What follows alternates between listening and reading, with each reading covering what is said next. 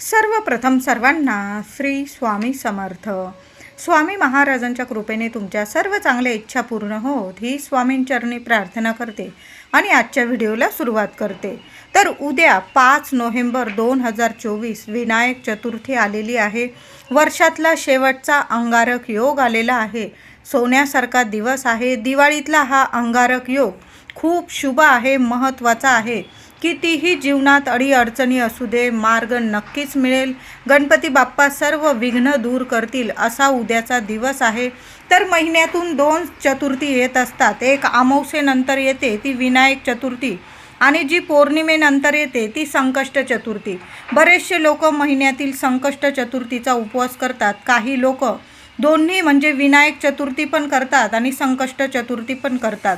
तुम्ही काही नाही केलं तरी चालेल, पण उद्या गणपती बाप्पाची आपल्याला काही सेवा करायची आहे. म्हणजे भरभरून आपल्याला बाप्पाचा, आपल्या संपूर्ण कुटुंबाला आपल्या बाप्पाचा आशीर्वाद मिळेल. अंगारक योग आहे. गौरी मातेच्या या पुत्राची, आपल्याला श्री गणेशाची छान अशी आराधना करायची आहे, विशेष सेवा करायची आहे. तर शेवटचा अंगारक योग, कोणीही सेवा चुकवू नका, नक्कीच सेवा करायची आहे. उद्या जर असं लवकर उठायचं आहे. घर स्वच्छ टापटीप करा महिलांनो. घराचा उंबरठ्यावर आपण दिवाळीला, लक्ष्मीपूजनाला हळदीचं लेपन केलं होतं. उद्या तुम्ही हळदी कुंकू वाहून छान अशी उंबरठ्याची पूजा करायची आहे. थोडीशी रांगोळी काढली दारात तरीही चालेल. छानशी रांगोळी काढा.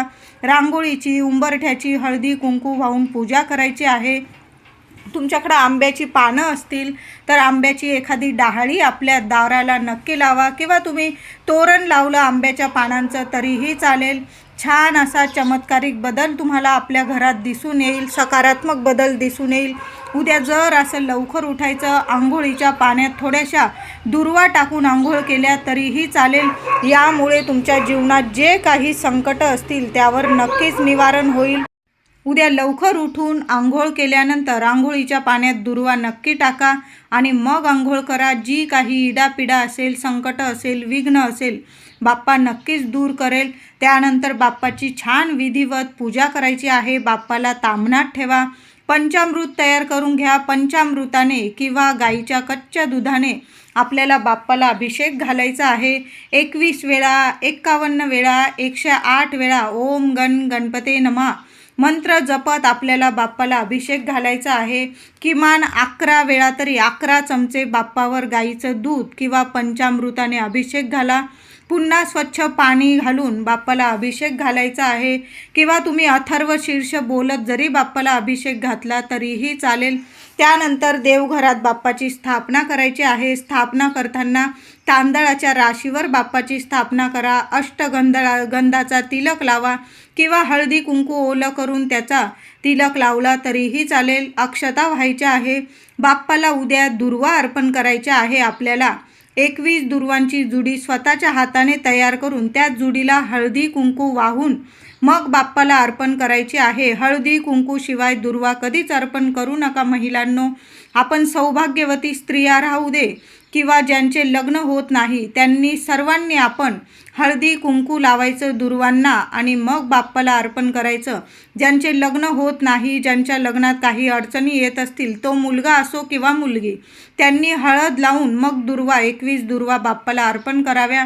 21 दिवसांच्या आत तुमचं लग्न जुळून येईल. खूप सुंदर अनुभव येईल. लगेच तुमची मनातली इच्छा पूर्ण होईल. उद्या अंगारक योग आहे. ज्यांच्या लग्न कार्यात अडीअडचणी येत असतील, उद्या बाप्पाला अभिषेक घालायचा आहे. त्यानंतर स्वच्छ पाण्याने अभिषेक घाला आणि ते तीर्थ तुम्ही स्वतःसुद्धा घ्यायचं आहे. घरात मुलं चिडचिड करतात, ऐकत नाही, अभ्यासात कमजोर झालेली आहे, वाईट मार्गाला जात असेल, स्वतःचं नुकसान करून घेत असतील, तर उद्या आईने बाप्पाला छान असा विधीपूर्वक अभिषेक घाला. अथर्व शीर्षाची सेवा करायची आहे. किमान 1 वेळा तरी अथर्व शीर्ष फलश्रुतीसह आपल्याला बोलायचं आहे बाप्पाच्या चरणी. बाप्पाची अभिषेक घालून स्थापना केल्यानंतर तुम्ही ही सेवा केली तरीही चालेल. तुपाचा दिवा, अगरबत्ती, धूप वगैरे ओवाळून बाप्पाला जास्वंदाचं फूल, 21 दुर्वांची जुडी अर्पण करून मग तुम्ही देवघराच्या जवळ बसून आपण आसन घेऊन बसायचं. 1 वेळा गणपती स्तोत्र, 1 वेळा अथर्व शीर्ष फलश्रुतीसह बोलायचं आहे. आणि मुलांना अथर्व शीर्ष बोललेलं किंवा ओम गण गणपते नमः मंत्र जपत बाप्पाला अभिषेक घातलेलं तीर्थ महिलांनो मुलांना नक्की द्या. चमचाभर का होईना तीर्थ आपल्या लेकरांना जरूर द्या. यामुळे बुद्धीची देवता आहे गणपती बाप्पा, रिद्धी सिद्धीचे देवता आहे, प्रथम नायक आहे गणपती बाप्पा, सर्व विघ्न दूर करणारे गणपती बाप्पा. तर आपल्या मुलांना नक्की हे तीर्थ द्या. यामुळे खूप तुम्हाला फायदा दिसून येईल. ज्या काही अडीअडचणी येत असतील, शत्रुदोष असेल, मुलांची प्रगती थांबली असेल, मुलांचं अभ्यासात लक्ष लागत नसेल, मुलं चिडचिड करत असतील, मोठ्यांचं ऐकत नसतील, उलट उत्तरं देत असतील, तर आईने हा उपाय नक्की करा. काही वेळा कुणाची दृष्ट लागली तरीही मुलं किरकिर करतात, लहान लेकरं पण किरकिर करतात, मोठी मुलं पण अशी म्हणजे वेगळं त्यांच्या वागण्यात आपल्याला वागण्या बोलण्यात वेगळेपण दिसायला लागतं, चिडचिडपणा दिसतो. मग आईने उद्या नक्की हा उपाय करा. मुलांना अभिषेक घातलेलं, बाप्पाला अभिषेक घातलेलं तीर्थ जरूर द्यायचं आहे. त्याचबरोबर महिलांनो 21 दुर्वांची जुडी तर आपण बाप्पाला वाहणार आहोत. त्याचबरोबर 108 दुर्वा एका ताटलीत ठेवून घ्यायच्या आहे. चांगल्या काढून घ्या. 3-3ची एक दुर्वा काढून घ्यायची आहे. 108 दुर्वा आणि 108 तुम्हाला हिरवे मूगसुद्धा एका वाटीत किंवा ताटलीत काढून घ्यायचे आहे. मोजून घ्या आधीच. 108 दुर्वा आणि 108 मूग असं दोन्ही ताटलीत किंवा वाटीत घेऊन बसायचं. बाप्पासमोर बसायचं आहे. दिवसभरात केव्हाही हा उपाय करा. सकाळी करा, संध्याकाळी करा, केव्हाही करा.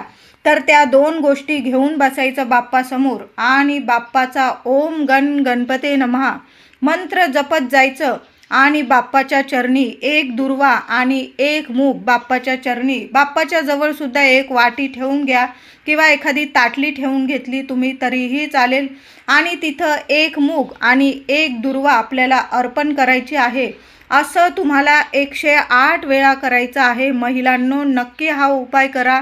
कितीही संकट असू दे, मुलांची प्रगती थांबलेली असू दे, नोकरी लागत नसेल, लग्न कार्यात अडथळे येत असेल, तुम्हाला संतान प्राप्ती होत नसेल, नवऱ्याची प्रगती थांबली असेल, नवऱ्याला पगार वाढ, प्रमोशन, तुमची जी इच्छा असेल ना, स्वतःबद्दल सुद्धा महिलांनो आपण सुद्धा नोकरी वगैरे करत असाल, व्यवसाय करत असाल, त्यात तुम्हाला यश मिळत नसेल, प्रगती होत नसेल, तर प्रत्येकाने महिलांना काही प्रॉब्लेम असेल, पुरुष दादांनी हा उपाय केला तरीही चालेल.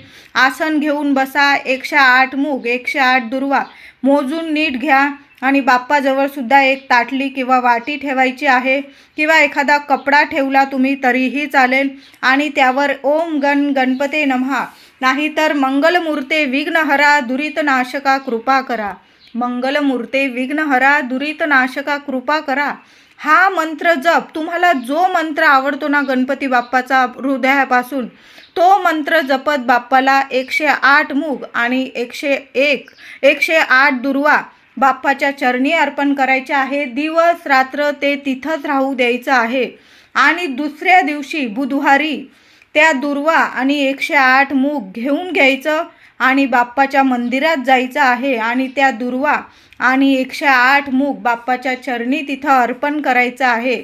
एखादी वाटी किंवा एखादं तुम्ही कागद वगैरे नेला आणि त्यात बांधून नेलं तरीही चालेल. हा उपाय तुम्ही जर केला तर तुमच्या प्रत्येक अडचणीवर मार्ग मिळेल. गणपती बाप्पा विघ्नहर्ता आहे. नक्कीच तुम्हाला सर्व विघ्नातून संकटातून नक्कीच मुक्त करतील. असा हा उपाय आहे. सुंदर उपाय आहे. 108 दुर्वा 108 मूग आपल्या मुलांच्या हितासाठी, त्यांच्या कल्याणासाठी, सुख शांतीसाठी आणि प्रगतीसाठी प्रत्येक आईने गणपती बाप्पाला नक्की अर्पण करा. दुसऱ्या दिवशी बुधवारी एखाद्या मंदिरात त्या दुर्वा आणि 108 मूग आपल्याला बाप्पाच्या चरणी अर्पण करायचा आहे. तुम्हाला उद्या बाप्पाजवळ 1 गुळाचा खडासुद्धा ठेवायचा आहे. बाप्पाची छान अशी सकाळी किंवा संध्याकाळी हा उपाय केला तुम्ही तरीही चालेल, संध्याकाळीसुद्धा केलं तरीही चालेल. गणपती बाप्पाची छान आरती करा. उद्या कुलदेवीचा सुद्धा वार आहे. आपल्या कुलदेवीची सुद्धा आरती करायची आहे. एक बाप्पाची आरती करा, एक देवी आईची आरती करा, कापूर जाळून आरती करायची आहे आपल्याला. आरती केल्यानंतर गणपती बाप्पाला गोडाधोडाचं तुम्ही काही नैवेद्य दाखवत असाल तर नक्की दाखवा आणि त्याबरोबर आपल्याला थोडंसं खोबरं घ्यायचं आहे. लहानसा तुकडा किंवा लहानशी वाटी असेल सुकं खोबरं, त्यात थोडासा गूळ भरून घ्यायचा आहे आणि एका वाटीत किंवा डिशमध्ये ठेवा आणि पाणी ओवाळून तो नैवेद्य गणपती बाप्पाला दाखवायचा आहे. त्यानंतर तो नैवेद्य प्रसाद म्हणून थोडा थोडा सर्वांनी सहकुटुंब सहपरिवार खायचा आहे. कितीही तुमच्या घरात मतभेद असू द्या, भांडण तंटा होत असतील तर नक्कीच गोडावा येईल असा हा उपाय आहे. बाप्पाला उद्या गूळ खोबऱ्याचा नैवेद्य नक्की दाखवायचा आहे. तुमच्या घराजवळ गाय वगैरे तुम्हाला भेटली तर गाईला सुद्धा उद्या एक ताजी चपाती, त्या चपातीला थोडंसं तूप लावून घ्यायचं आहे.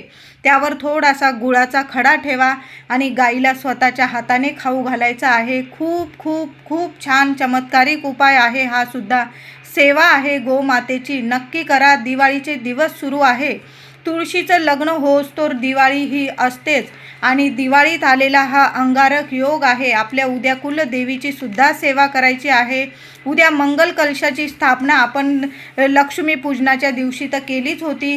छान उद्या कलश धुवून चुवून घ्या, नारळ छान धुवून वगैरे तो मंगल कलश स्थापन करायचा आहे. तुमच्याकडे आंब्याची पानं असेल, विड्याची पानं, छान उद्या मंगल कलशाची स्थापना सुद्धा आपल्या देवघरात करा.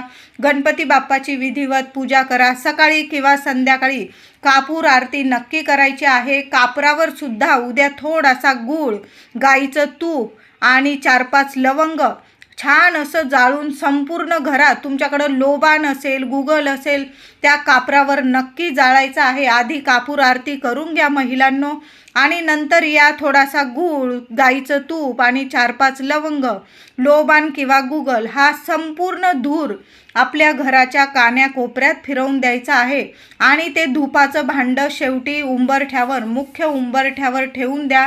म्हणजे नावाला सुद्धा तुमच्या उंबरठ्यावर सुद्धा नकारात्मकता टिकणार नाही. कधीच तुमच्या घरात नकारात्मकता येणार नाही. कुठली बाधा, नजर बाधा, शत्रुदोष संपूर्ण नष्ट होईल. जे काही वास्तुदोष असेल, पितृदोष असेल ते सुद्धा दूर होतील. असा छान हा उपाय आहे. म्हणून बाप्पासमोर कापूर आरती करा आणि कापरावर या वस्तू नक्की जाळायच्या आहे. आता ज्यांच्या लग्नाकार्यात खूप अडीअडचणी येतात तर त्यांनी काय करायचं, उद्यापासून जवळजवळ 15 तारखेपर्यंत म्हणजे कार्तिक पौर्णिमेपर्यंत रोज अंघोळीच्या पाण्यात चुटकीभर थोडीशी हळद टाकून अंघोळ करायची आहे. तुमच्या कुंडलीत खूप अडीअडचणी येत असेल लग्न ठरण्यात तर सर्व अडचणी दूर होतील. म्हणून उद्या विनायक चतुर्थी अंगारक योग 5 तारीख आहे उद्या, बरोबर 15 तारखेपर्यंत तुम्हाला हा 11 दिवस हा उपाय करायचा आहे. नक्कीच तुमच्या सर्व अडीअडचणी दूर होतील आणि लवकरात लवकर योग्य ठिकाणी योग्य मुलाशी किंवा योग्य मुलीशी तुमचं लग्न जुळून येईल. हा उपाय मुलगा किंवा मुलीनेच करायचा आहे. तुम्ही बाहेरगावी राहत असाल तरीही तिथं आंघोळ तर आपण करतोच. आंघोळीच्या पाण्यात थोडीशी चिमूटभर हळद टाकायची आणि मग ते पाणी अंगावर घ्यायचं आहे. हळद टाकताना तुमची इच्छा बोलून घ्यायची आहे. गणपती बाप्पाचं नाव घ्यायचं आणि मग हळद टाकायची आहे आणि तुळशी विवाह होस्तोवर 15 तारखेपर्यंत हा उपाय करायचा आहे. लवकरच सर्व अडीअडचणी दूर होतील आणि तुम्हाला नक्कीच चांगलं स्थळ जुळून येईल. योग्य ठिकाणी लग्न होईल. तुमच्या सर्व मनासारखं होईल. हा उपाय नक्की करा. आई वडिलांनी सुद्धा उद्या मुलींच्या लग्नात अडीअडचणी येत असतील तर गाईला गूळ, तूप, चपाती नक्की खाऊ घाला. तुमची इच्छा बोला. गाईच्या पोटाला हात लावा. गाय हात लावू देत असेल तर लावा, नाहीतर मारत वगैरे असेल तर मी सांगते म्हणून तिच्याजवळ जाऊ नका. तुम्ही फक्त नैवेद्य खाऊ घालून द्या. नमस्कार करा लांबून. तुमची इच्छा बोलून घ्या आणि मग घरी आलात तरीही चालेल. तर अशा पद्धतीने उद्या गणपती बाप्पाची आपल्याला सेवा करायची आहे.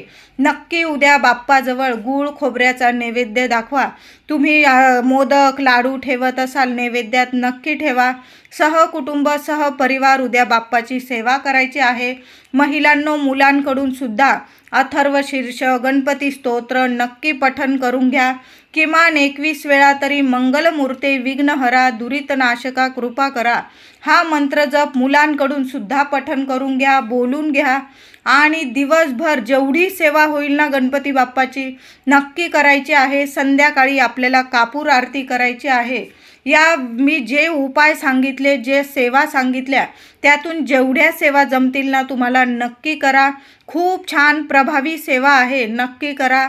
वर्षातला शेवटचा अंगारक योग आहे, विनायक चतुर्थी आहे आणि दिवाळीतला हा विशेष दिवस आहे गणपती बाप्पाची सेवा करण्यासाठी. चुकून सुद्धा या दिवशी गणपती बाप्पाला तुळस अर्पण करू नका.